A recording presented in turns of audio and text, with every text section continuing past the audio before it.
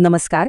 आज आपण हवामान तज्ज्ञ पंजाब डक यांच्या महाराष्ट्रासाठीच्या अगदी ताज्या आणि महत्त्वाच्या हवामान अंदाजाचं विश्लेषण करणार आहोत.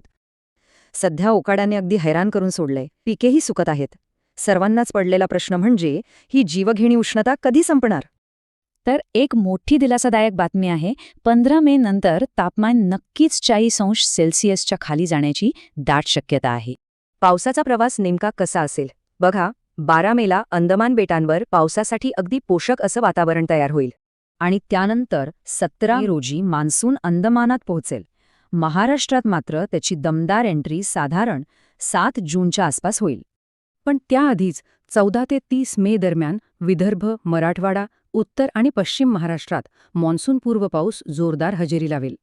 आता या बदलणाऱ्या हवामानाचे शेतीसाठी काही खूप मोठे फायदे आहेत, पण त्याचसोबत काही गंभीर धोकेही आहेत बरं का. फायद्यांचं बोलायचं तर सुकणाऱ्या उसाला याने अक्षरशः जीवदान मिळेल. तसंच नवीन हळद आणि सिल्लोडच्या मिरचीसाठी हा पाऊस एकदम भारी आहे. पण लक्ष द्या, नुकसान टाळायचं असेल तर 14 मे ही एक अत्यंत तातडीची आणि महत्त्वाची डेडलाईन मानली पाहिजे.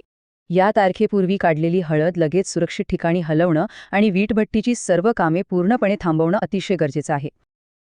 थोडक्यात काय, तर हे मोठे बदल अगदी वेगाने जवळ येत आहेत. मग या वेळापत्रकानुसार आपली सगळी तयारी झालीये का?